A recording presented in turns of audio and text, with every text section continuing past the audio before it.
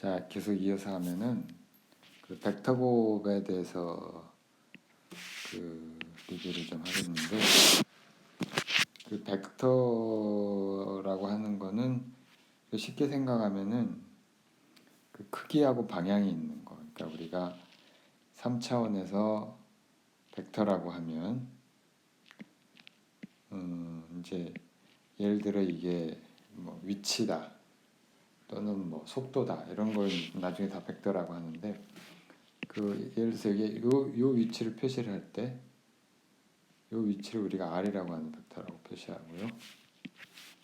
이게 x, y, z 축이 되는데 x, y, z 축. 이 R이라고 하는 벡터는 성분이 x, y, z 세 개가 있는 거고요.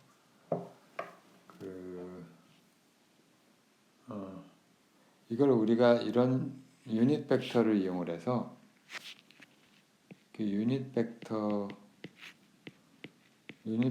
하는 거는 그 각 축을 나타내는 벡터인데, 그 각 축을 나타내는 벡터고 이게 크기가 1이에요.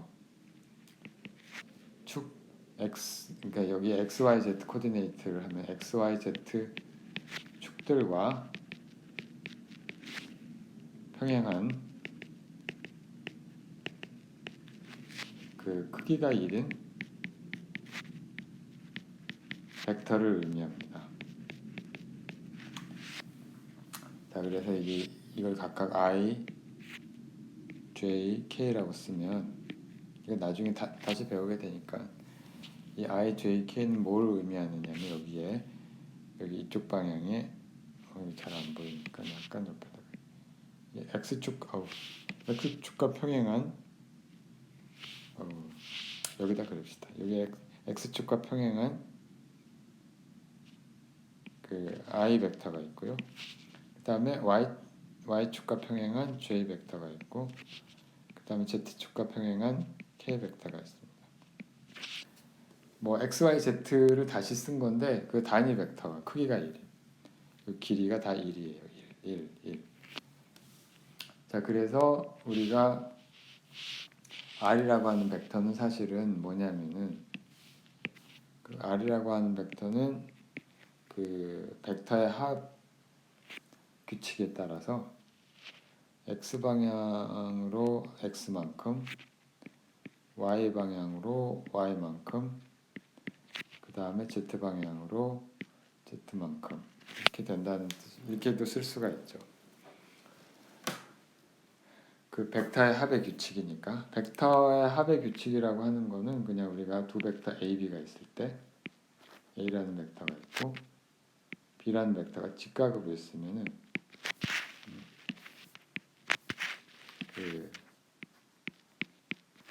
이 두 벡터의 합은 사실은 얘를 B라고 하는 벡터를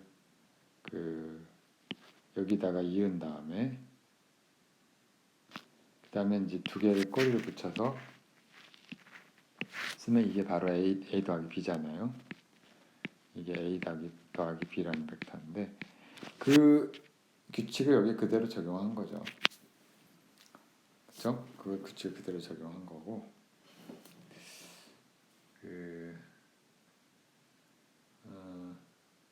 자, 여기서 이제 벡터의 곱은 두 가지 종류가 있어요. 그래서 어떤 벡터에다가 그 벡터를 곱하면은 스칼라가 되는 게 있고, 스칼라 곱이라는 게 있고, 스칼라 프로덕트라고 그러죠. 그 다음에 벡터 프로덕트라는 게 있는데, 번역은 이걸 다시 벡터 곱이라고 하고, 여기는 벡터의 곱셈 구분하기 위해서 벡터의 곱셈이라고 합시다. 벡터 곱이 있고, 이거는 이제 스칼라 곱이라고 하고요.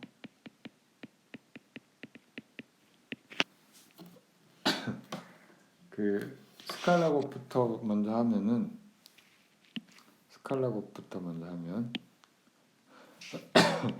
어떤 두 벡터 A, B가 있을 때 두 벡터 AB가 있을 때 요거의 스칼라 법은 이렇게 쓰고요. 이렇게 쓰고 숫자를 곱하는 건 알지만 이 벡터를 어떻게 벡터는 사실은 그 성분들의 집합인데 얘를 어떻게 곱하느냐 규칙이 있죠. 각각의 크기에다가 그 다음에 이제 각각의 크기의 곱에다가 사이값을 곱하면 돼요. 그래서 예를 들어서 A라는 벡터가 있고 이게 A 벡터고 이게 B 벡터다. 그리고 이게 사이각이 세타다. 그러면 이렇게 정의를 하고요. 그럼 얘를 우리가 성분별로 쓰면 A라고 하는 벡터는 사실은 X 성분, Y 성분, Z 성분이 있겠죠.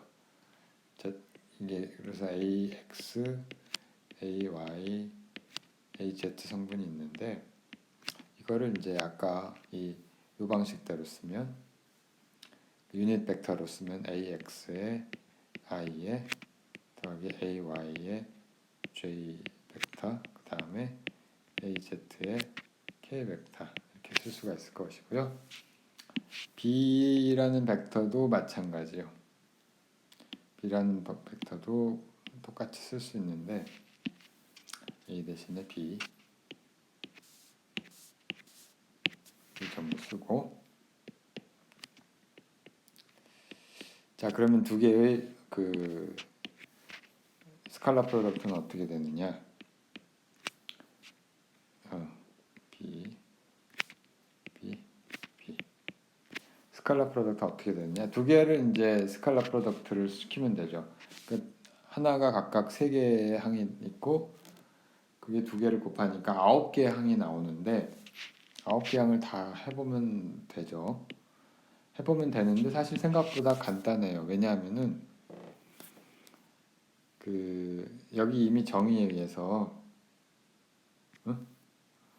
이게 만약에 AB가 아니라 임의의 벡터 AB에 대해서 이게 만약에 세타가 0이면 각 사익각이 0이면 A 닷 B는 그냥 각각의 크기가 되죠. 크기의 곱이 되고 코사인 세타가 1이니까 그 다음에 세타가 90도면 파이브 2면 이 스칼라 프로덕트는 항상 0이죠. 왜냐하면은 코사인 세타가 0이니까 코사인 2분의 파이는 0이니까 자 이렇게 되니까 요 두 가지 요걸 이용을 하면은 이제 굉장히 간단해지는데 왜 그러냐면은 벡터 곰 처리 가고 여기에 유닛 벡터들을 곱한 게 I 도트 I는 같은 걸 하면은 각각의 크기를 곱하면 되죠. 사이값 서로 같은 그 벡터 그러니까 여기서 A하고 같이 곱하면은 스칼라 프로덕트를 하면 사이값은 0이니까 그냥 요 놈은 각각의 크기의 곱이 될 것이고요. 근데 크기가 유닛 벡터라고 1이라고 했으니까 얘는 그냥 1이 되겠습니다.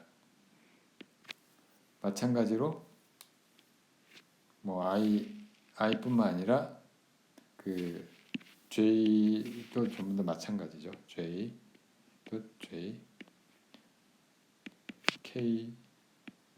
K가 전부 1이 되고요. 그 다음에 서로 다른 유닛 벡터를 곱하면 얘들은 직각이죠. 전부 XY 좌표계니까 전부 직교한단 말이에요. 전부 각도가 90도란 말이에요. 이렇게도 90도, 이렇게도 90도, 이렇게도 90도란 말이에요. 자, 그런 말은 무슨 뜻이냐면 얘를 무조건 0이란 말이에요. 서로 다른 것끼리 하면 전부 0이죠. 또는 IJ, JK, 그럼 KI 순서는 바꿔도 상관없고 전부 0이죠. 자, 그래서 여기 살아남는 항이 여기 두 개를 스칼라 프로덕트를 하면 살아남는 항이 3개밖에 없어요. 왜냐면 교차항들은 다 0이 돼요. 교차항들은 다 ij 스칼라 프로덕트는 0이고 얘도 0이고 뭐 얘도 0이고 0이고 뭐 다 이렇게 되니까 결국 남는 거는 그 요렇게밖에 안 남는 거지. 요렇게 곱한 거랑 요렇게 곱한 거랑 요렇게 곱한 거 세 개만 남게 되죠. 근데 여기 i.i는 1이고 j.j도 1이고 k.k도 1이니까 생각보다 간단해지죠. 따라서 a하고 b하고의 스칼라 프로덕트는 a1 아니 ax bx 더하기 ay by 더하기 a z bz 각 컴포넌트 그 성분별로 그냥 곱해서 다 더해주면 된다 그 말이죠. 얘가 근데 그 a의 크기랑 물론 이것도 성립을 하고요. 성분은 생각 안 했을 때 사이값. 그래서 거꾸로 성분이 주어졌을 때 사이값을 구하는 방법이 되기도 해요. 그렇죠? 성분이 주어지면은 이 a.b는 이 관계식에 의해서 쉽게 계산을 할 수가 있죠. 일단 성분이 주어졌으면은 뭐 피타고라스 정리해서 a의 크기랑 b의 크기도 다 구할 수가 있으니까 그 사이값을 이제 구할 수가 있게 되는 거죠. 뭐 그런 문제들도 하게 되고요. 뭐 지금 챕터에서는 그걸 할 건 아니니까. 그 다음에 뭐가 있냐? 뭐 벡터 프로덕트를 생각을 해보면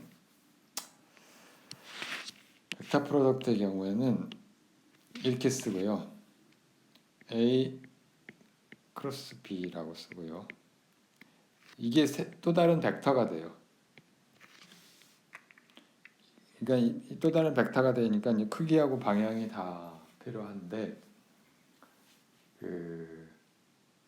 이 크기는 뭐냐면은 A하고 B하고 곱한 거에다가 크기를 곱한 거에다가 사인 사이값이고 방향은 이렇게 될까요? 우리가 방향은 A, B 두 벡터를 이제 감싸놨을 때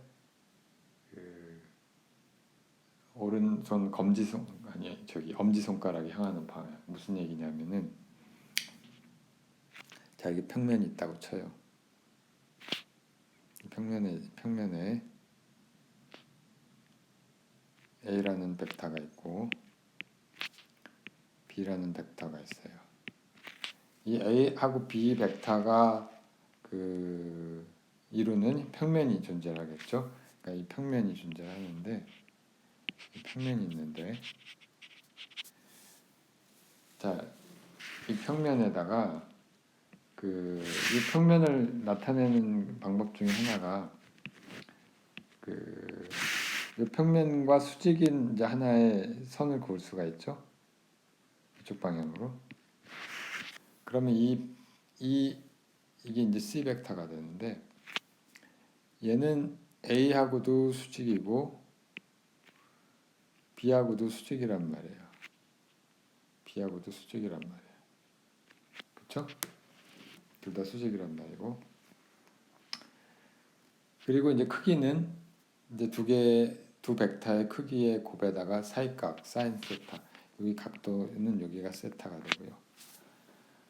자, 이게 이제 기하학적 의미도 있는데 방향은 방향이고 크기는 또 뭐에 해당하냐면은 크기가 사실은 잘 보면 다른 색으로 보시고 요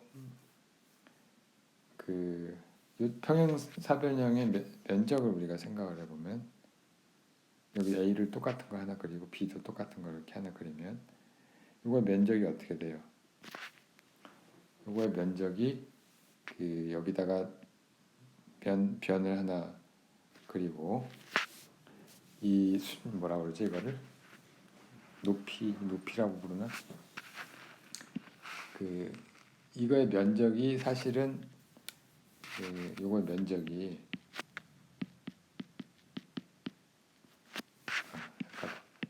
면적이 뭐냐면은 길이 a에다가 그 다음에 곱하기 이 높이인데 이 길인데 이 길이라고 하는 건 b에다가 사인 세타를 한 거랑 똑같죠. 그렇죠? 물론 이제 a하고 b하고 서로 역할을 바꿔도 뭐 똑같지만 이렇게 그려도 되고 뭐 이런 식으로 그려도 될 테고 그건 상관없어요. 근데 아무튼간 이 결과가 이 C의 크기랑 똑같죠.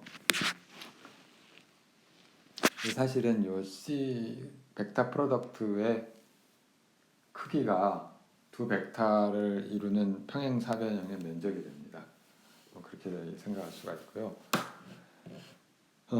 문제는 이제 여러분들이 물리학 뭐 일반 물리부터 해가지고 앞으로 많이 배우게 될 텐데 이걸 어디에 쓰느냐? 애플리케이션.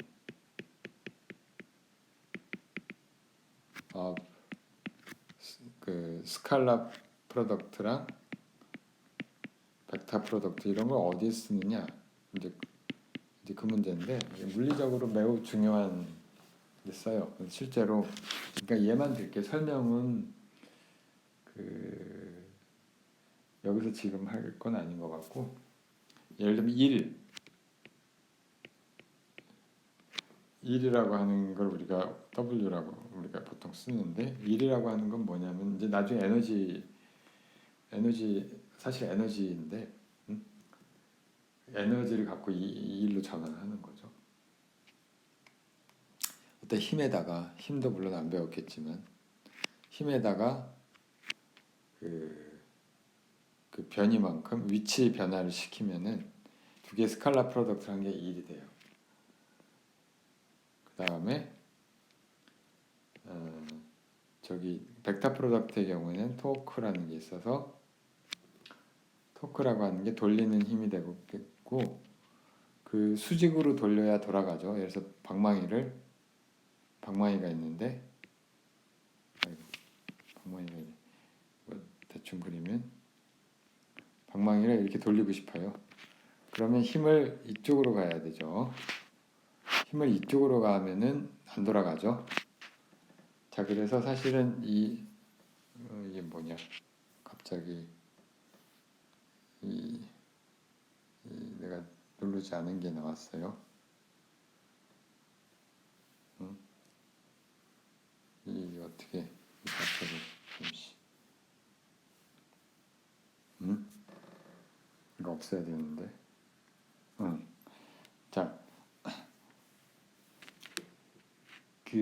그래서 사실은 요 힘의 성분 중에서 요 직각 성분만 작용을 하게 되고 그 방향을 표시를 하기 위해서 일단 토크라고 하는 걸 n이라고 쓰고 뭐 다른 기호로 쓸 수도 있지만 이게 그 작용점으로부터 여기 원점으로부터 작용점까지 거리를 r이라고 벡터 r이라고 하면은 r 크로스 f 이렇게 됩니다. 뭐 지금 물리적인 설명은 생략하기로 하고요. 그 다음에 또 앵귤라 벨라시티가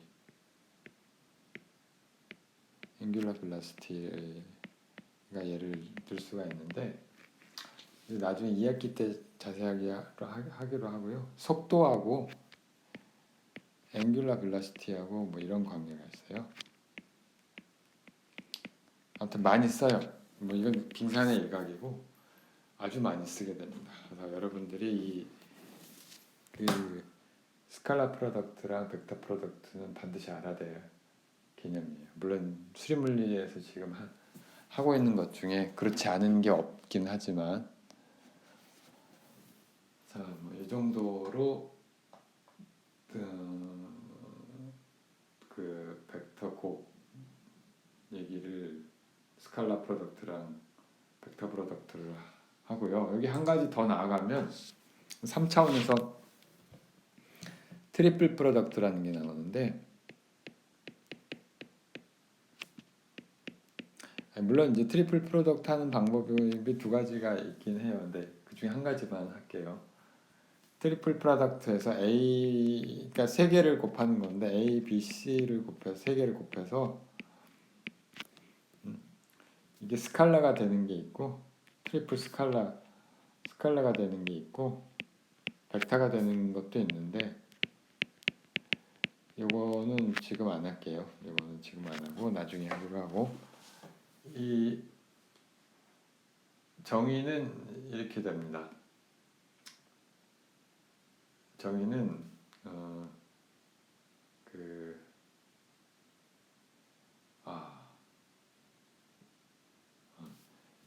정의는 이렇게 되고요. B 크로스 C인데 B 크로스 C라고 하는 건 아까 방금 배운 벡터 프로덕트니까 벡터고요. 여기다가 다시 A라는 벡터랑 스칼라 벡터를 취하니까 얘는 스칼라가 되겠죠. 스칼라가 되는데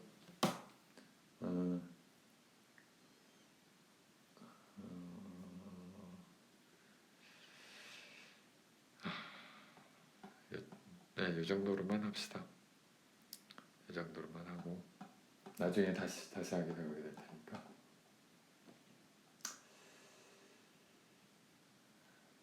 자, 이제 야코비안 얘기를 해야 되는데 야코비안으로 다시 넘어가서 여기까지는 지금 중간에 잠시 딴길로 생 건데, 그러니까 원래 하려고 했던 야코비안 얘기를 합시다. 그래서 우리가 그러니까 체인지 오브 베리어블 얘기로 다시 넘어가서 변수 변환이요. 이 야코비안이 이제 등장을 할 텐데 우리가 물론 이제 dx하고 dy를 하면 이게 r의 dr d세타라는 게 나온다는 걸 그 폴라 코디네이트에서 2차원 좌표계에서 요 r 값이 나왔잖아요.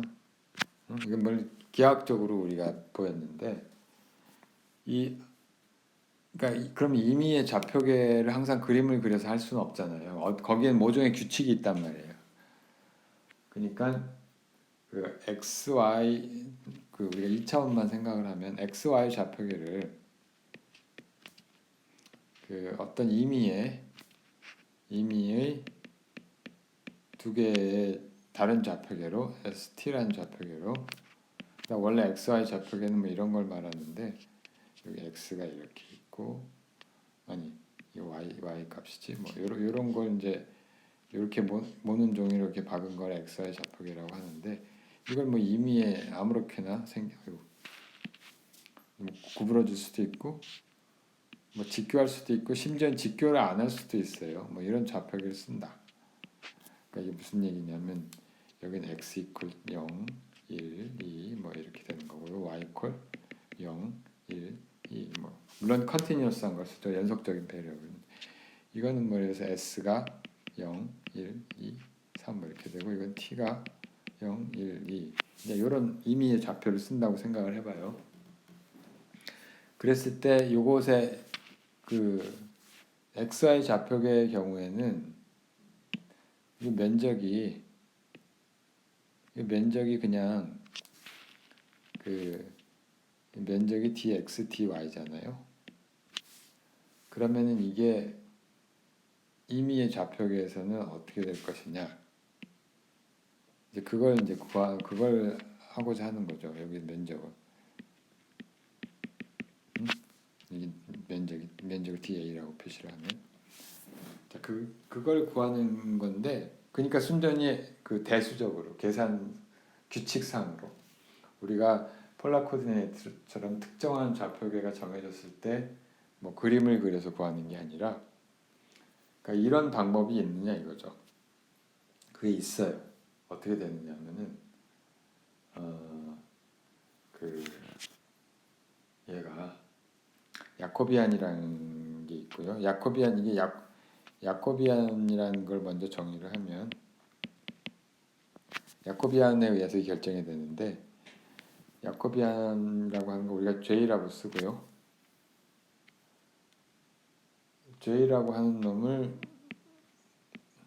우리가 그냥 상징적으로 X하고 Y 그러니까 서로 미분 파셜 디리버티브의 관계가 있는데 XY를 위에다가 쓰고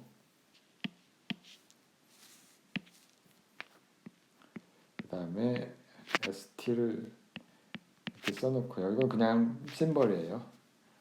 심벌이고 이게 사실은 뭘 나타내는 거냐면은 그 심벌을 한 번 더 쓰면은 라운드에 s하고 t 그 미분인데 파셜 디리버티브인데 이것도 심벌이죠. 근데 실제 얘가 의미하는 바는 뭐냐면은 그 미분이 네 가지가 있잖아. 파셜 디리버티브 네 가지가 있잖아. 라운드 s, 라운드 x가 있고 라운드 t분의 라운드 x도 있을 것이고 x에 대해서 그 다음에 라운드 s에 라운드 y도 있을 것이고 라운드 t에 라운드 y도 있겠죠. 이거를 이렇게 곱한 다음에 이렇게 곱한 걸 빼주는 거죠. 그럼 기호로 이게 사실 디터미넌트가 되고요. 우리가 매트릭스 디터미넌트 물론 배우겠지만 2x2 매트릭스의 경우에는 간단해요. 얘가 그래서 어떻게 되느냐면은 요렇게 곱한다고 했잖아요. 요렇게 곱한다고 했으니까 이렇게 해서 붙이고 빼기 요렇게 곱한다고 그랬죠. 이렇게 곱해서 이거를 이제 다시 빼주면 되는 거죠. 자, 이걸 의미하는 거고요. 자, 이게 야코비 아니고요. 그래 규칙이 이 면적은 면적 미분치요. dA는 dx dy잖아요. 이게 사실은 바꾸면 뭐가 되느냐면은 얘가 야코비안의 크기에다가 절대 크기에다가 그 다음에 ds dt 이렇게 쓰면 돼요. 자, 요거를 이제 증명을 해야 되는데 이걸 증명하는 게 필요하고요. 쉬울 수도 있고 어려울 수도 있고 그 문법이 좀 새로울 수도 있고요. 증명은 다음 시간에 하기로 하겠습니다. 다음 시간에. 오늘은 여기까지 하겠습니다.